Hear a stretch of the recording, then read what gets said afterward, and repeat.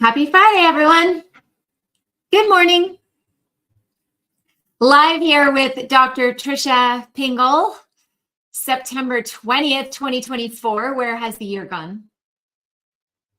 I'm live on multiple platforms, waiting for all of you to join in. So whatever platform you happen to be on, if you could just give me a little shout out, a heart, a thumbs up, let me know that my sound is working. Let me know that you can hear me, see me. All is good. That would be great as I give you guys a few minutes to just kind of jump in and join the live Q&A. I see all of you popping in on Instagram. Good morning. Thank you for spending some time with me today. Facebook, YouTube, LinkedIn. Thank you, Naya.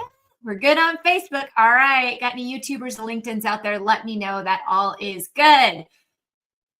Good morning. I may sneeze today, so I have this supplement that I love, right, that I take every day, and it's by Cellcore, and it's called Drainage Activator. And you can find it on my online store if you want to check it out, totalhealthapothecary.com, type in Drainage Activator. But I started taking it many months ago, maybe 5 months ago, as an introduction to a cleanse, and I really loved it, and I felt less bloated, and I felt like, I wasn't holding water and that type of thing, so I've stayed with it. Well, I ran out of it, like maybe 8 or 9 days ago, maybe even 10 days ago.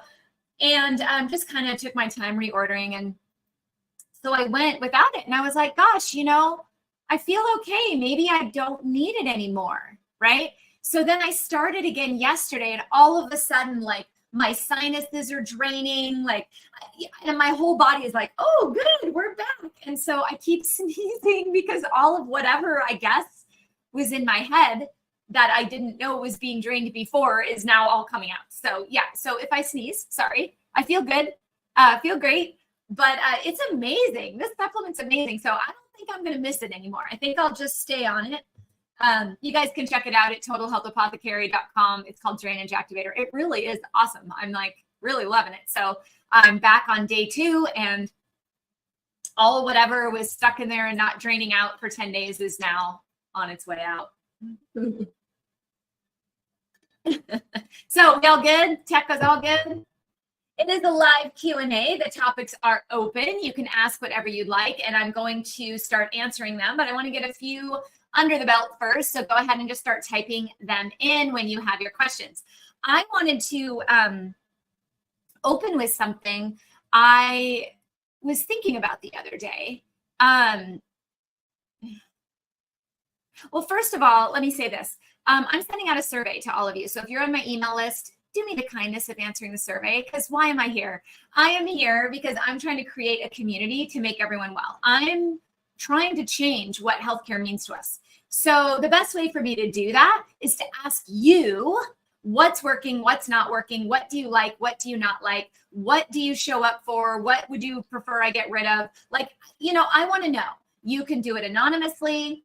I don't need to know who you are, but I would love to have your feedback, because as I build and try to figure out how can I change the health of America, I have to know what's holding you guys up, what you want to see more of or less of, so that I can do that for you. Okay. So that's a little announcement. And Dr. Pingel, if you haven't already received it, you will be receiving a survey via email. I would be honored if you would fill it out. Thank you. So here's something that came up the other day, and it was like, I'm the adrenal whisperer, right? And I firmly believe that stress is rooted in every single condition that we experience, every symptom, every single condition. There is a stress component. However, I wanted to be clear that it's not just stress. I mean, there was a post the other day, and it was brilliant because it was talking about mitochondrial dysfunction and how that's actually the root cause, not adrenals. And I said, well, wait a minute now. Mitochondrial dysfunction causes stress on the body. So now the adrenals are involved.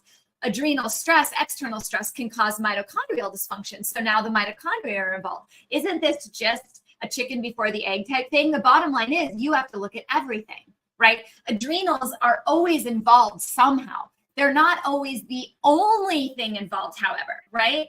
And it takes really understanding that the stress response is a dysregulation of your nervous system. So I want to know, how many of you associate adrenals with nervous systems? Because I wonder.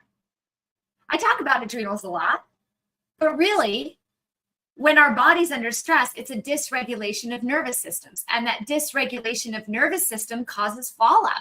It could cause all sorts of problems. Now, that initial stressor could have come from a problem in the first place, maybe a genetic snippet, maybe a nutritional deficiency that caused stress on the body, or the stress could have caused it, right? Chicken before the egg type thing. This is why we have to pay attention to adrenal health in every single protocol, no matter what you're doing a gut cleanse, you're doing a mitochondrial support, you're doing medications for a condition, whatever you're doing, you need to make sure that you're also paying attention to what are the adrenals doing with this? What do the adrenals do when we take metformin? What do they do when we take Ozempic, right?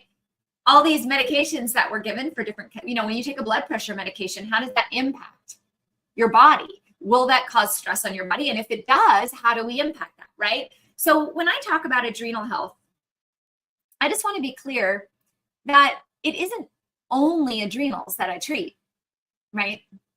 It can't be, because it's never just the adrenal glands, right? The adrenal glands just have a hand in every single thing. So people say, well, Dr. Pingel, what do you treat? What conditions do you treat? I'm like, oh, well, name it. I do a lot in hormones. I do a lot in sex hormones, thyroid, blood sugar, and adrenals, obviously. But from that, there's a lot of nutritional deficiencies. There's a lot of genetic disorders. I treat a ton of MTHFR. I treat a ton of gut issues. I have a lot of celiacs in my practice. I have a lot of people with IBD, a lot of people that have dealt with chronic constipation. That's probably the number one complaint that people honestly come to me with, is that they're not getting nutrients from their food anymore and they're not removing toxins. And so their body gets toxic. And when their body gets toxic, guess what, guys? You get stressed out. And when you're stressed out, we got to look at the adrenal glands. But this isn't just about treating adrenals, right? You have to look at the why. You have to look at why are they stressed? How can I ease the body with that? How can I get inputs and outputs working? In fact, any of you have worked with me, one of the first things, it is literally the first thing I do is I have to repair inputs and outputs. I have to do that and before I can ever do anything. Otherwise, what's the point?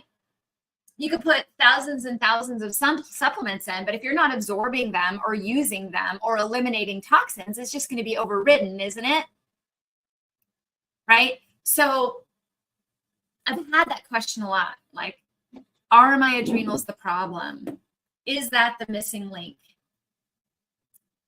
It's the missing link in conventional medicine for sure, because they're not paying attention to it. So what's being provided are answers to all of these conditions and all of these, symptoms. They're providing it with a medication and they're not saying, well, wait a minute, is there a stress component to that?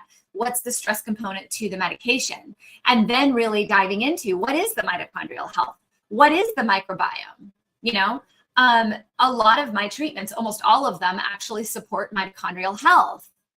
But I don't go out there and say, I'm a mitochondrial doctor, right? Even though they're all supporting mitochondrial health, because we have to, because what do you get from the mitochondria? You get energy, right?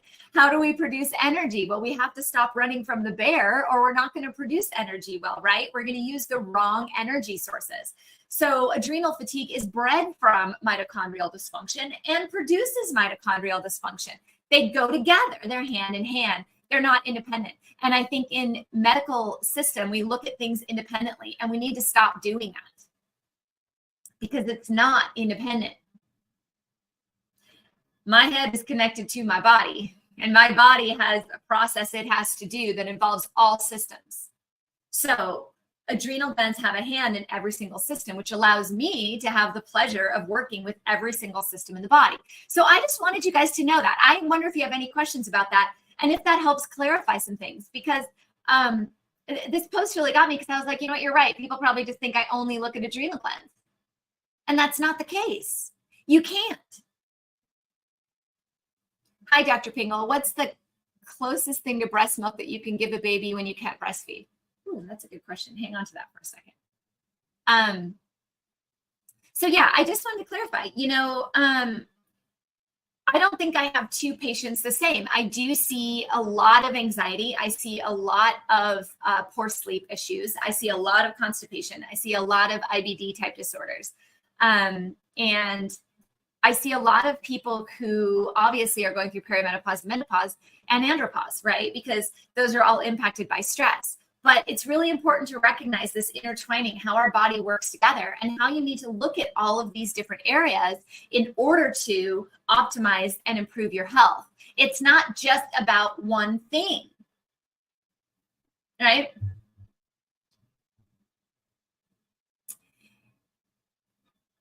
Do you follow Robert F. Kennedy Jr. and his mission, Make America Healthy Again? That would be awesome if you were able to work with him, the Food Babe, and others and end their chronic disease epidemic.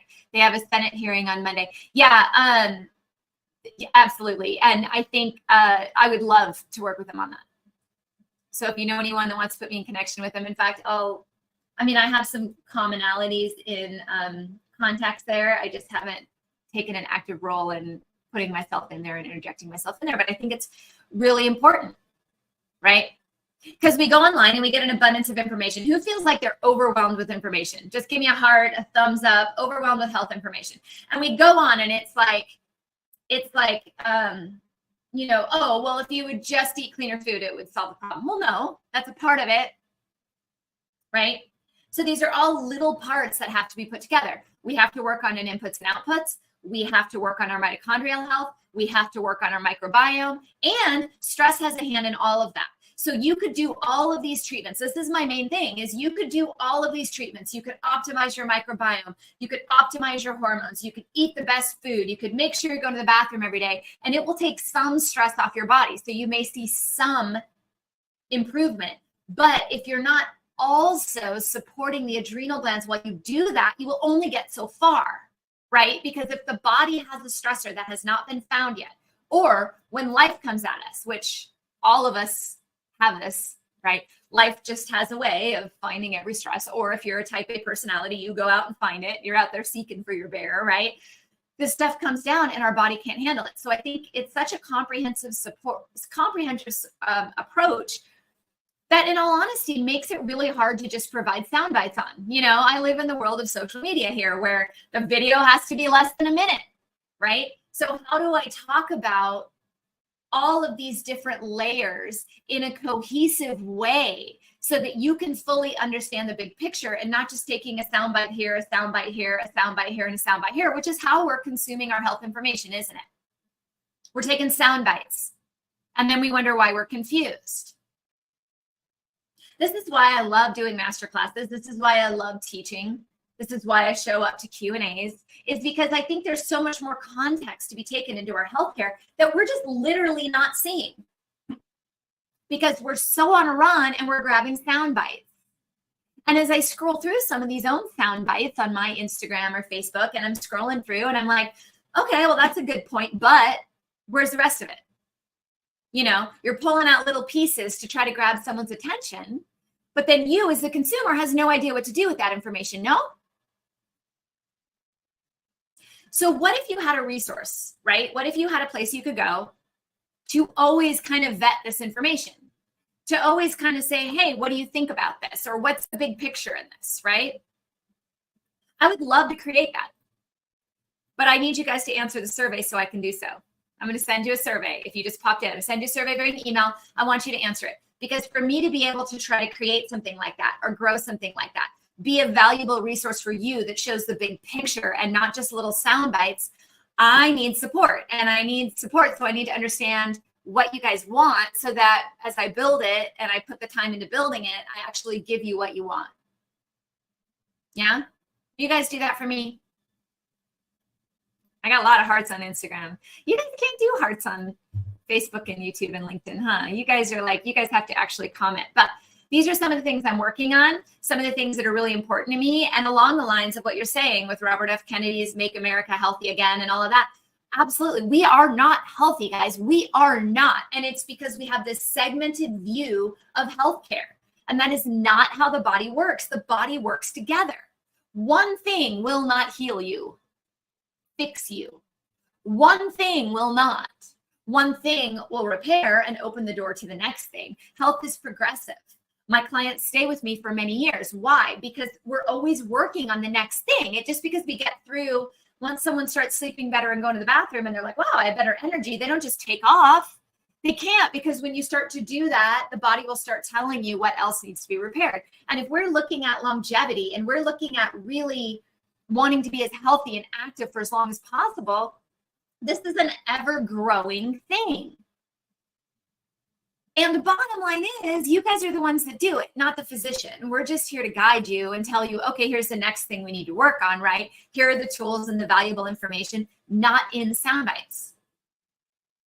Don't get me wrong. I love dancing all over social media. I love engaging. I love being creative. It's fun. It's a lot of fun for me to be creative. And it keeps my stress level down. So it's therapeutic for me in some ways. But soundbite medicine is not working.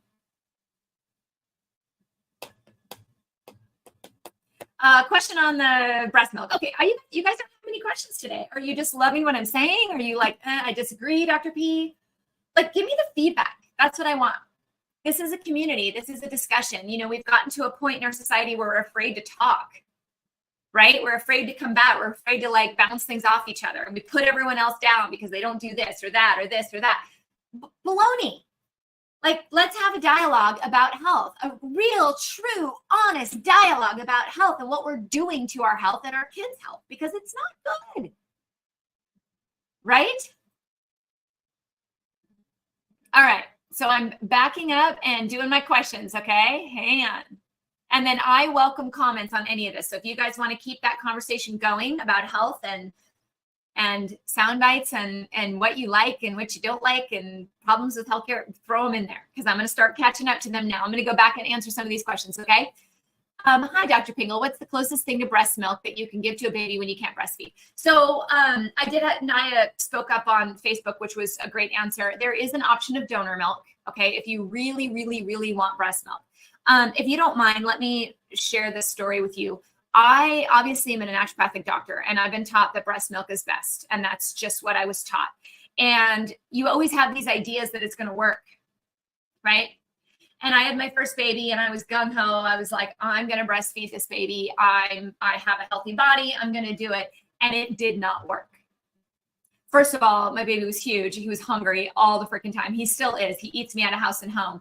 And every time I would put him on my breast, I would get really angry. I would say a depression. And I could not, for the life of me, produce enough milk for this child. It was like he was getting like a drop. And yes, to everyone that says, well, what about the breast milk teas and the lactation cookies and the herbs? Did it all. What about the lactation consultant? Did it all. I did everything. I did nipple covers. If it is out there, I did it tirelessly for 2 weeks as my baby was losing weight and losing weight and losing weight and crying because he couldn't get enough food. Because I was afraid to speak up and say, I can't do this. Because it was so looked down upon to not be able to do it. All my friends could do it, right? Their bodies worked well. Mine did not. At the time, all they had was milk formulas, you know, the conventional formulas, and there was an organic milk formula and organic soy formula. And because I'm allergic to milk, I went with an organic soy. Now, by the time after I went through, by the way, I went through the same thing with my second child, but I was determined. I was like, I'm going to do this. And he would not latch on, would not. Every time, nope. And he was tiny. He was born 6 pounds and something. So it was imperative. I just said, you know what? I don't produce milk. And at that point, they started to offer up some goat milk formulas, some organic goat milk formulas. My midwife had connected me with a goat milk farm with organic goat milk. So I think nowadays there's even more options. It's not just soy. I would definitely always look at the purest form of whatever you can get. But the bottom line is you have to feed your baby, right? And what I don't want you to do is beat yourself up if that's the case, because that's the worst thing I did to myself, was beat myself up. So I think look at I had used Earth Best, but there's way better ones out there now. Definitely go to Whole Foods, definitely go to Sprouts. Look at local farms. I know you can make your own, but I also know what it's like to have a newborn that's hungry. And it's not always easy to just make your own, particularly if you work full time. But there are a lot of great options. And my suggestions of goat milk is what I would say start with at this point. And if you can get an organic, locally farmed goat milk, that's great. You can also look at donor milk. I'm not a pediatrician. I have a great pediatrician friend who may have awesome suggestions there as well. You can follow her, Natural Kid Doc, Dr. Kira Smilik. I'd love for you to occasionally have guests. Yes, I know. I'm working on it. I'm working on it. I promise. I'm working on a podcast. I promise.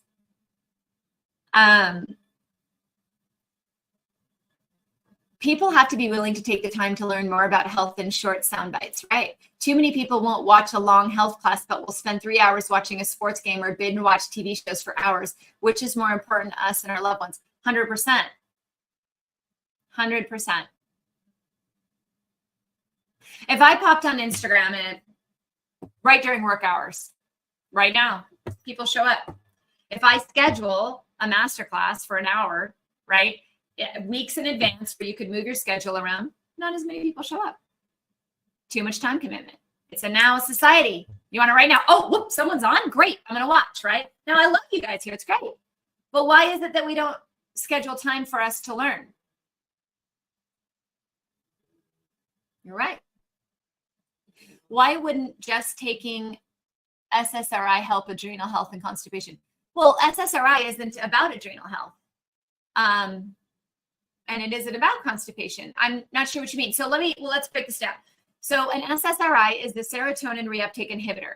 It is considered a class of antidepressants. It's used a lot in anti-anxiety. There is a pathway that makes serotonin that does involve the gut. You do need a healthy gut flora to do that. You also need nutrients. You need amino acids, you need vitamin C, you need B vitamins, you need magnesium. These are all things that are depleted when our body's under stress. So there is a link between serotonin and adrenal health in that we don't produce serotonin as well. But simply putting a reuptake inhibitor that takes the little bit of serotonin that you produce and recycles it in the synaptic cleft of the neuron, it just cycles it. So let's say you, instead of making 20 serotonin molecules, you're only making 5 and you're just recycling the same 5.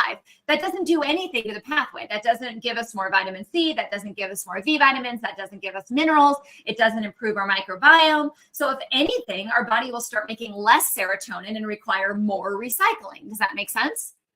So it's not going to repair your adrenal health. Now, I'm not saying that we don't occasionally have to use something like that. If somebody's really having depressive symptoms, obviously we want to keep them safe. But ideally, what we're also doing is we're healing up the stressors. We're dealing with the traumas. We're dealing with the mitochondrial health. We're adding in the nutrients, right? And we're looking at inputs and outputs, right? We're making sure we're not building up toxins that are causing more stress on the body, because the more stress on the body, the less nutrients you have to make more serotonin. Does that make sense? So we actually, if you're going to use a Band-Aid such as that, if you're going to use a medication to fill a gap in the meantime, which is fine, but let's say you're going to do that, you have to also look at why is that happening in the first place and how are we going to replenish this? So serotonin reuptake inhibitors are a great example of that, because you will absolutely deplete the nutrients needed to make your own serotonin from adrenal problems. Absolutely. From stress on the body. Where's that stress coming from? That's what you got to figure out. This isn't as simple as, hey, just take, and this is my point earlier, this isn't as simple as, hey, just take these supplements and your adrenals will heal. You have to look at why the adrenals are stressed in the first place. Is it external stressors? Is it internal? You have to address those too. Otherwise, you're just chasing the bear, right? Root cause is about everything. Looking at everything that's contributing to the stressor and dealing with that. That is what root cause is about. It's not just take the supplements, right? All of my programs go through 4 different pillars. Why? Because you have to look at that. My best advice when people say, what is the first thing I need to do when it comes to adrenal health? I say you need to find your external stressors, your internal stressors, and focus on the 4 pillars to repair your specific stressors. Those stressors are different between everyone. So you have to learn, what are the potential stressors on my body? If you don't know what those are, you can't possibly identify them, right? Which is why all of my programs and courses and whatnot have education on what are potential stressors. It's why we sit here and we talk about what are potential stressors, what's causing the problem that's causing the problem, and then looking to repair it.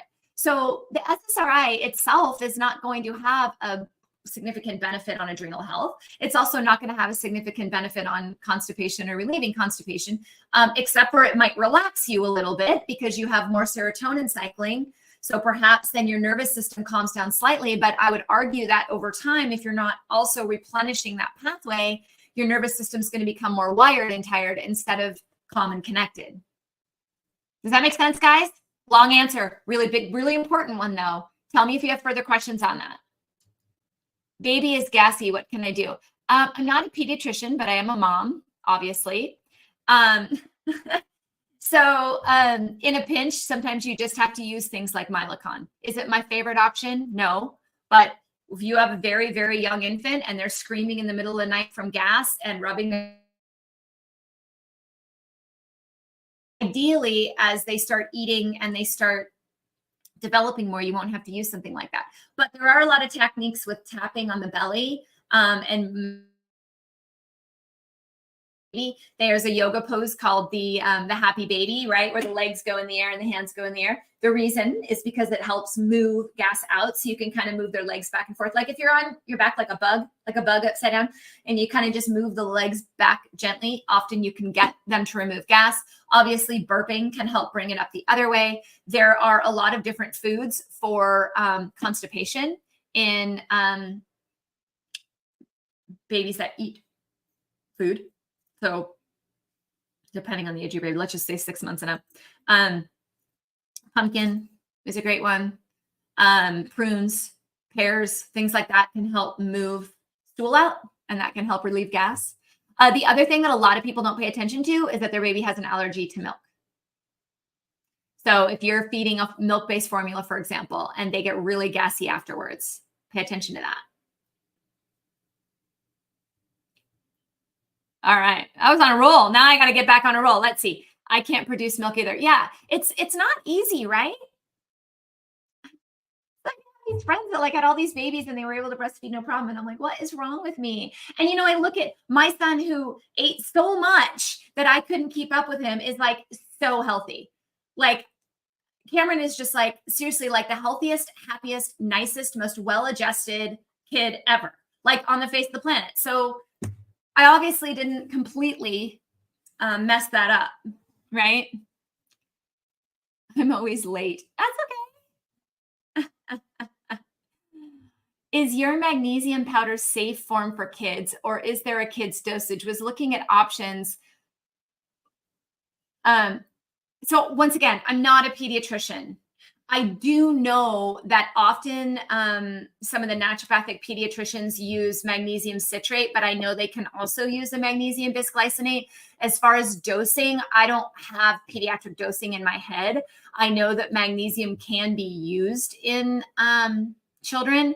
And I have a question right below, who is my pediatrician friend? So let me give you this handle. You can follow her. You can ask her the question.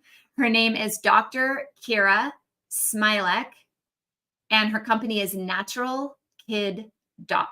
And I believe her handle is at Natural Kid Doc, all one word. And she may have some blogs and some articles on her website as well in regards to magnesium. I just don't know the dosages offhand. It's just not I don't run through it enough. And you know what I did for my kids when they were constipated? I gave them pumpkin, pears, prunes, water. Like I kind of did the natural way. Oh, lots of you joining in. Welcome to the Q&A. We're having all sorts of topics today. How are we doing over on Facebook, LinkedIn, and Instagram? It's very quiet over there. Did I lose y'all? No, there's lots of you out there. Give me some questions. We have a few more minutes and I'm out. I always struggle with low iron, even though I eat meat. What could be the reason? I don't have stomach problems, thankfully. I'm going to argue that you do. So here's the thing. Iron. First of all, if you can eat all the meat you want, if you're not extracting the iron out of it, you're not going to get anywhere. So there's a couple reasons. Either you're not absorbing the iron through the stomach, or you're losing blood somewhere, right? Now, if you're a woman, you could be losing blood monthly, but for some reason you're not replenishing it at the level it needs to be replenished. So here's a couple known facts about iron. It requires hydrochloric acid to be absorbed in your stomach.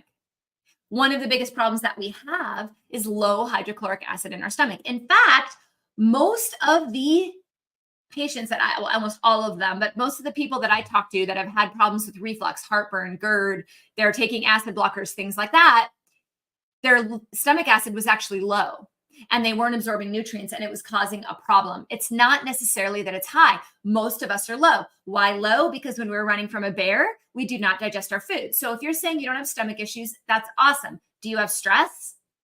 Do you have things going on in your life? Do you have other imbalances in your body? Do you have proper energy, proper sleep, proper cellular repair? Like, start looking at what are the other things that may seemingly seem disconnected, but are actually connected. There is a stress on your system somewhere, right? If your dietary intake is adequate and you're not getting that out, you are not extracting it in your GI system. So I have to argue that it's not okay, even if it hasn't produced symptoms. So something as simple as taking digestive enzymes. My website now, by the way, guys, my supplement website has been updated. We're still designing the, homepage, but it has digestive enzymes in there now. You guys have been asking me for that for years. Like, well, how do I get a good digestive enzyme? How do I get a good probiotic? Go to my website, search it. I'm adding more products every single day, but there's quite a few on there, guys. Many of you have already purchased from there. Go in and type digestive enzyme. Digestive enzymes can make a difference. Also, I love using plant-based irons for this, but before you start to supplement with iron, it's really important that you have some labs done. So let me tell you which ones. You guys have a pen? All right. Ferritin. That is the storage of iron. Has to be run. Iron and TIBC. These are this is the iron level actually floating around in the blood and its binding capacity of the cell. 3, complete blood count, which actually looks for anemia. Most doctors, when you say screen me for anemia, will only run a complete blood count. And if you are not anemic yet, it will come back normal and you'll be told that your iron is fine. The CBC does not tell us iron levels. I'm going to say that again. It does not tell us iron levels. It tells us the size of our red blood cell, which can infer a potential iron issue. But unless you actually run ferritin and iron, you do not know your iron levels. Another problem is B12 can cause anemia as well. So if you have an overlap, like two of the, iron deficiency and B12 deficiency is common in people under stress. So you could have both deficiencies and the CBC comes back normal and the size of the red blood cell comes back normal because you have one making a blood cell smaller, one making a blood cell bigger. So average, they're normal. So do not allow the CBC to be the only thing looked at. Have to look at the iron levels. If it does come back low, I prefer plant-based iron. There's definitely, I have no doubt there's one on my website, but I will make sure of that today. Some good iron supplements. Iron to THA. Cool. Did that help? You do have stomach problems. How do I know if stomach acid is low? Well, you're not absorbing iron. Do you get, does it feel like your food sits in your stomach? Do you have other signs of nutrient deficiency? What happens when you take apple cider vinegar? Do you feel okay? Right? So if you had a high stomach acid, abundance of stomach acid, and you took apple cider vinegar, it's going to burn, right? If you take apple cider vinegar and you feel better, it means adding acid is helping, right?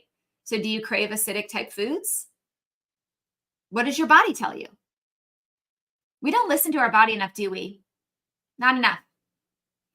What is your body asking you for? What if you woke up every morning and you were like, you know what, body, what do I need today? I actually do that. I'm weird. Earthly has something called infant tummy relief that many of my friends swear by. Yeah, there are some herbs. There's one by Gaia too. I think it's something similar like tummy relief or something. Gaia has a kids line, GAIA. I believe I put a lot of them on my online store, but I will go through and add more. They have a kids line that's fantastic that I love.